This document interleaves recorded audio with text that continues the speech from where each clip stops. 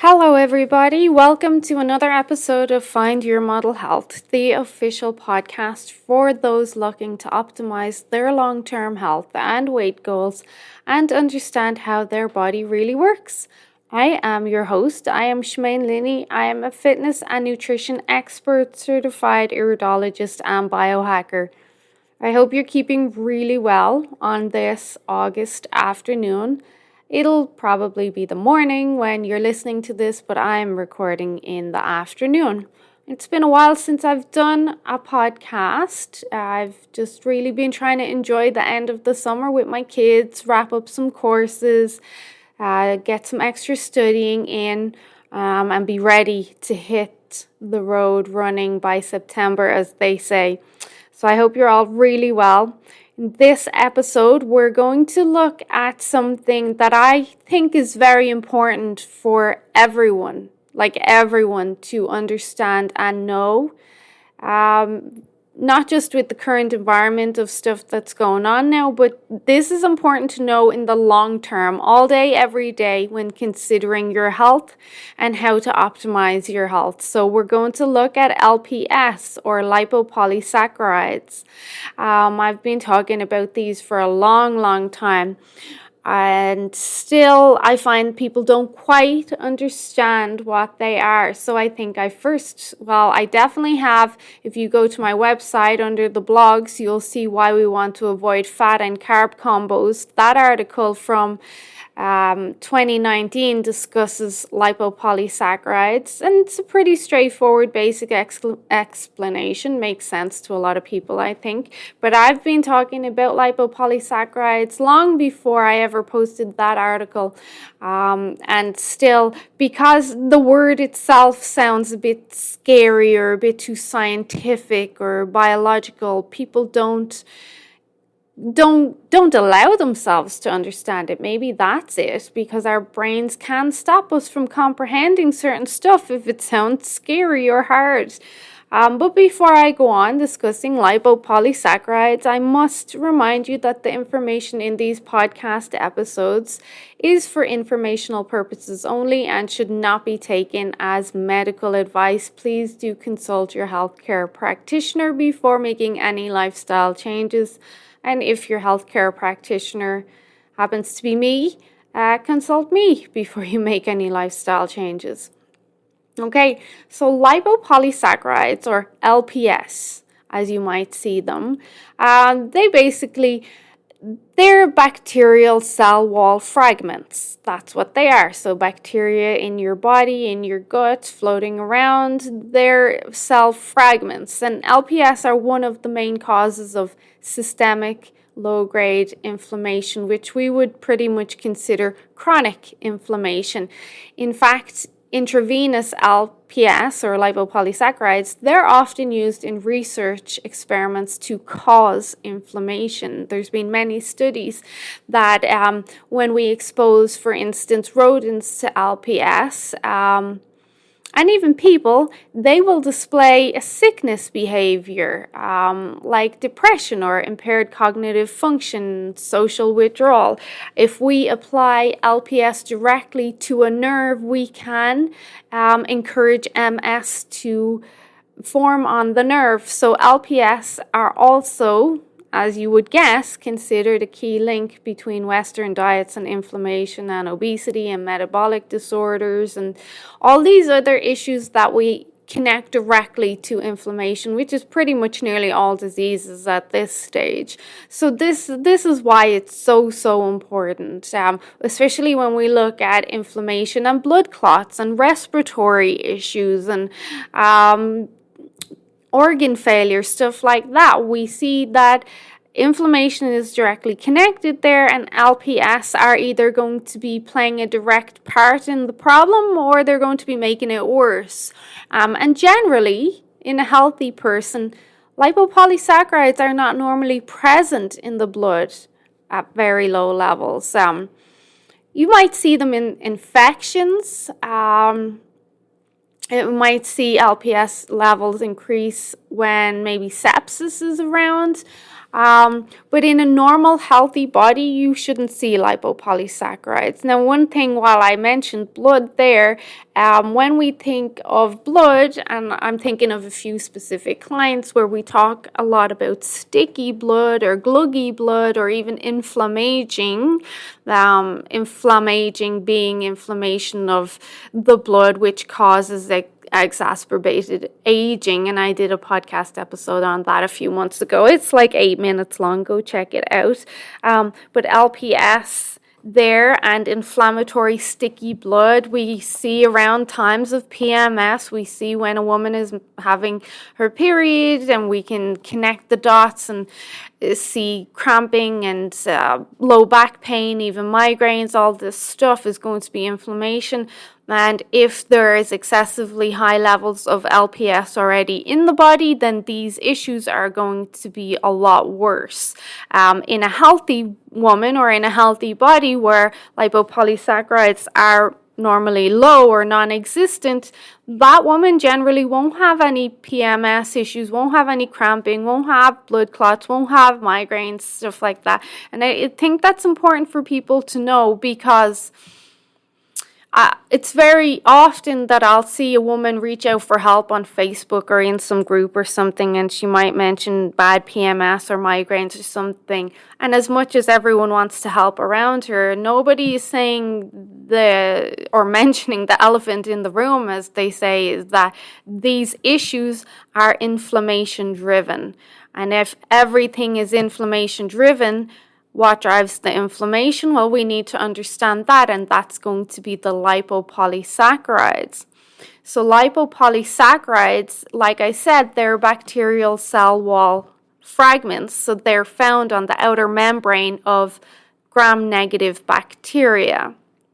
So gram-negative bacteria, we'll just call them bad bacteria to help you understand. And that would be like Klebsiella or E. coli or Salmonella.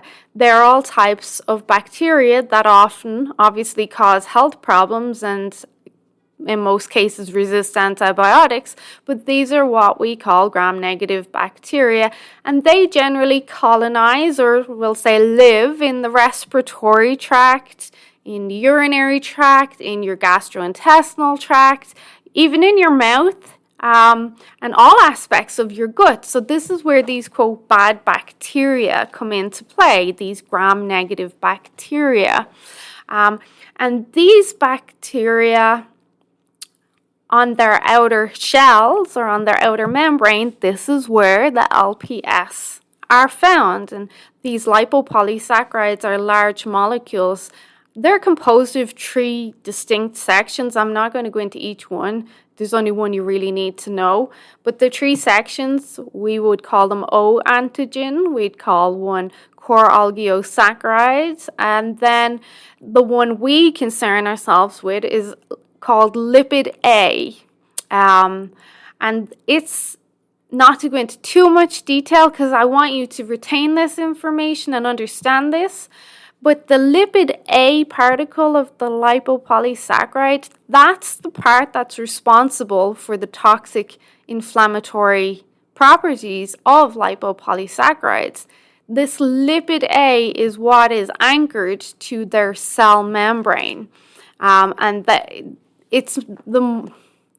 we see it to be, let's just say, more bioavailable because it's outside, whereas the rest of the LPS, they project from the cell at different rates.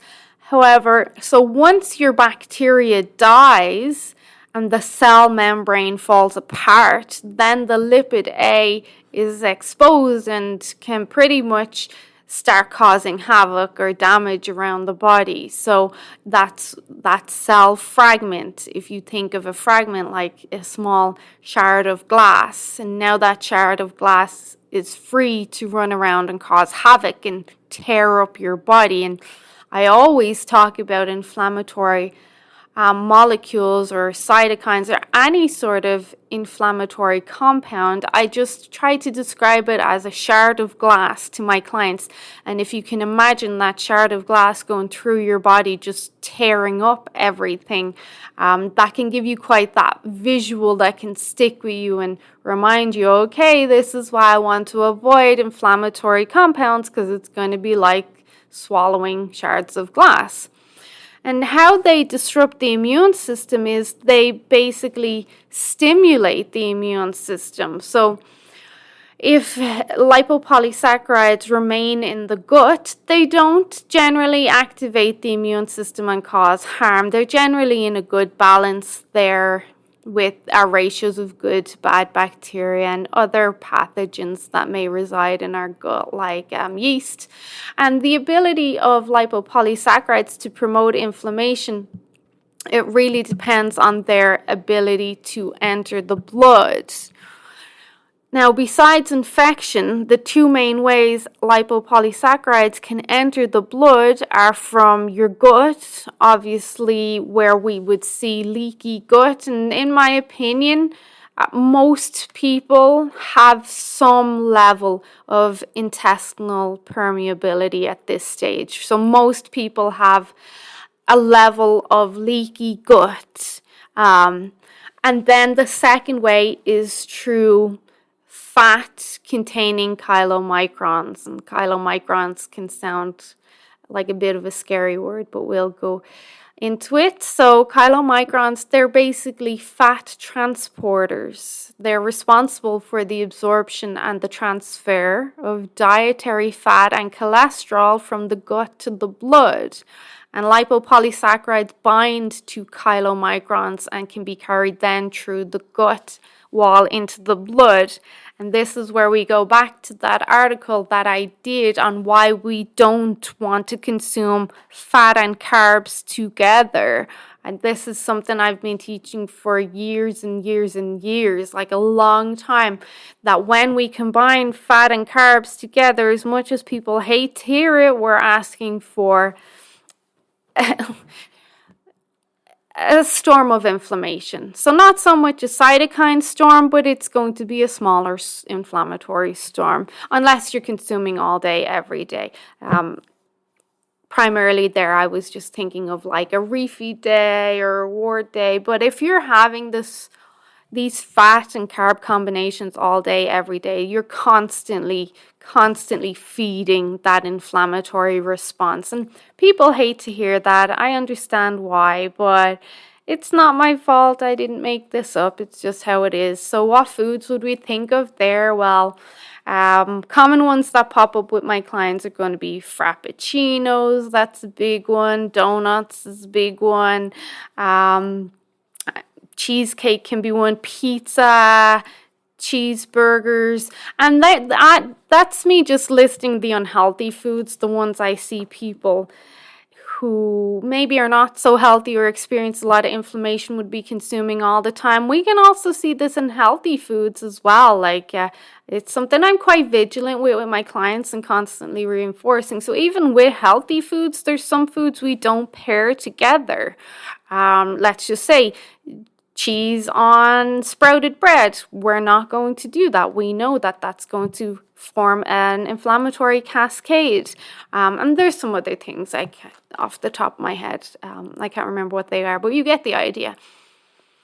So when the lipopolysaccharides are binding to these chylomicrons and they're being transported through the gut into the blood, and you don't need to have leaky gut for that to happen. This is a natural occurrence. This is what chylomicrons do. It's a natural process that's supposed to happen to help remove lipopolysaccharides and take them to the liver for detoxification, which is another thing I always speak about. Detoxification is so important, but not all all of the lipopolysaccharides transported by chylomicrons get detoxified quickly, especially if they are bound to lots of sugars.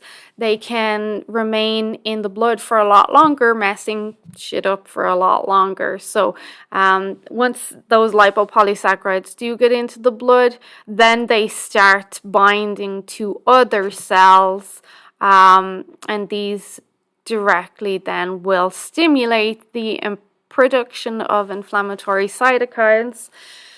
So really, once the lipopolysaccharides enter the blood, they can then bind to immune cells and trigger inflammation. Now, if you're doing this all day, every day, you're constantly producing inflammatory cytokines, but at an increasing rate, so your pain just gets worse and worse and worse.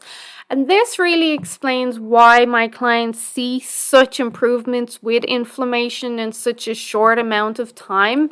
When you understand this, and then you can advise something opposite to this. So if I give them a meal plan or I tell them what to do, obviously I'm not getting into the specifics. Hey, if you follow this meal plan, this is what's going to happen, blah, blah, blah, because that would be too confusing. But I say, here, just do this.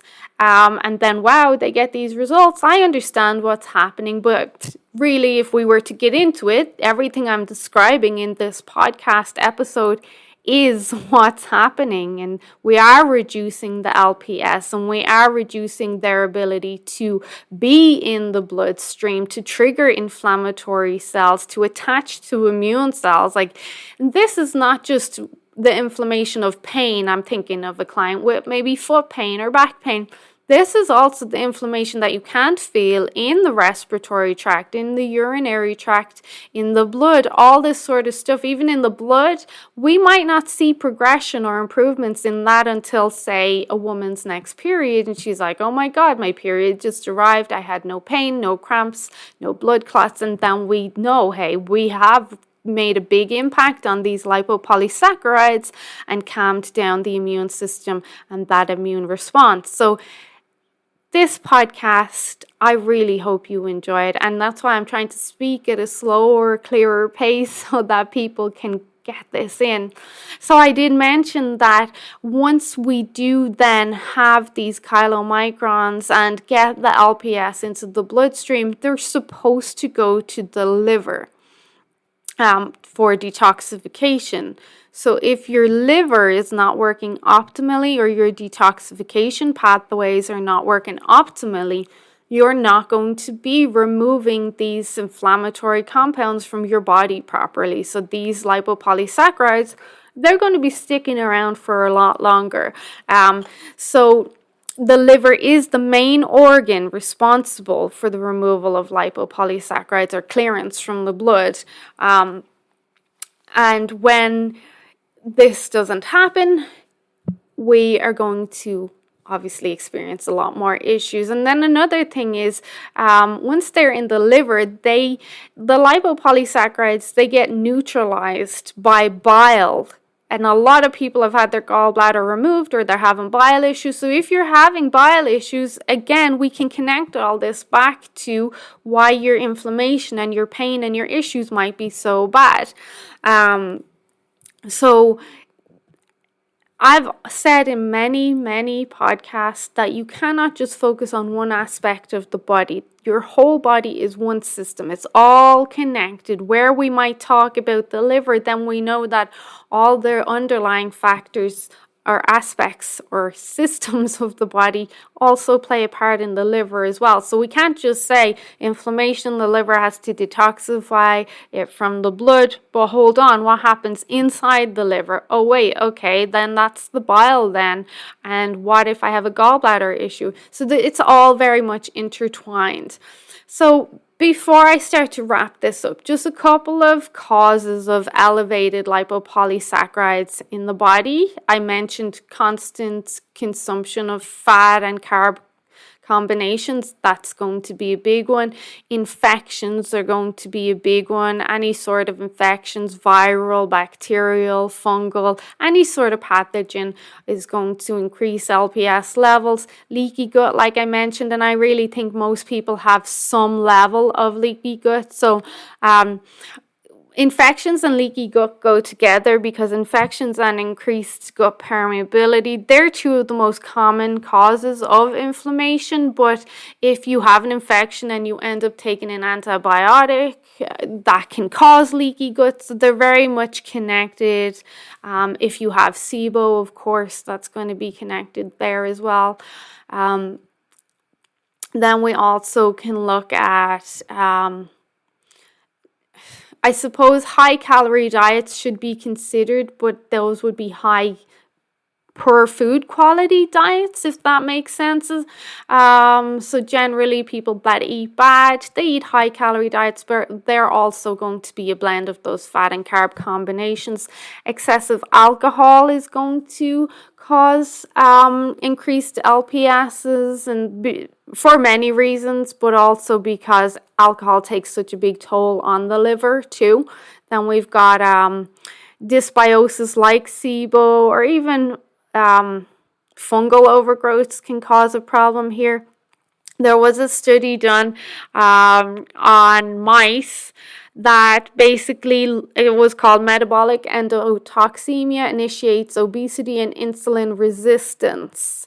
So basically, they found that in mice, when they gave them probiotics, they reduced the LPS and improved their intestinal permeability and also their insulin resistance as well. So everything is connected. We've known for a long time that inflammation and insulin resistance go hand in hand. Another one, stress. You're probably going to roll your eyes because we talk about stress so much, but in a clinical trial on 39 women, those who completed a stressful task in the presence of a critical audience had greater lipopolysaccharide stimulation production than those who performed the task without an audience. So that's stress and pressure. Social isolation, which obviously is something we all need to consider. Over the last year or two, in a study of 115 participants, individuals more sensitive to social disconnection showed increased inflammatory molecules, so that was TNF-alpha and interleukin-6, in response to lipopolysaccharides, and increased activity of multiple inflammatory genes. It's so important for us to interact and be free and be social beings and see each other smile. There is trauma and stressful childhood. That can be related to greater lipopolysaccharides. It's something I've been speaking a lot about with some clients lately, is stuff going back as far as you were a baby can be impacting your anxiety and how you're feeling now. And then smoking, I think most of us know that smoking is going to increase toxicity in the body, but a single smoked cigarette contains high levels of biologically active LPS due to the bacteria on the tobacco leaves. Another reason why you shouldn't waste your money on cigarettes. Cigarette smoking also increases the production of a lipopolysaccharide stimulated protein in human airways. Again, another reason why you shouldn't waste your money, because the airways have been targeted over the last few years, or the last year and a half, by other pathogens, which we won't mention here because I don't want my podcasts to get flagged. So you can measure lipopolysaccharides like in a clinical setting with a test. So it would be a LBP test, which is lipopolysaccharide binding protein. Or I like to discuss biomarkers mostly with my clients and get them reflective. Most women, once they really understand their body and become aware of their body, they become very in tune. They can see where they have inflammation and where they don't. They can feel it, they can sense it. All you need really is that awareness. You don't always need the blood tests. If you quieten yourself and listen to your body is more than capable of telling you if something is wrong and if something is right. And then when you work with a health practitioner, we can help you then decipher what the signs and symptoms and these biomarkers mean. Basically, we're translators. So your body's talking to you, but we're going to translate what it's saying, what it's trying to tell you. So in all, this is something you need to be aware of. Just like I mentioned at the beginning of the episode, not just right now, not with just the current environment that we live in, where being aware of inflammation is so important, especially when we see blood clots present. But in the long term, if you want to be your optimal self in the long term for the next few months, years, for the rest of your life, so that you can enjoy your life to the maximum, then you need to keep the concept of lipopolysaccharides at the forefront of your mind, especially with health and especially if your goal is to prevent disease. So stay away from anything that can cause inflammation. If you are going to have a little bit of an inflammatory molecule or substance or a little bit of exposure there that might stimulate hormesis, that's okay. I've done a video on hormesis on my YouTube page. You can go check it out. That's okay. That's a little bit of poison for the greater good, but we don't want to be doing it all day, every day. This is where you're going to feel rubbish and have constant pain and be miserable, including depression, like I mentioned earlier. These are all connected. Okay, I'm going to leave this at this. If you have any questions, reach out to me. I will be happy to answer them on Facebook or Instagram, or you can go to my website, shemainesmodelhealth.com. I'll remind you that for some reason my website's emails always go into my junk mail. So if I don't reply immediately, it's probably because it's in my junk mail and I didn't see it. But otherwise, I hope you enjoyed this. Listen again, listen again, listen again. This is probably one of my most important podcast episodes. I hope you enjoy the rest of your day. Stay well, enjoy the sunshine, stay hydrated, and I will speak to you guys real soon. Okay, bye-bye.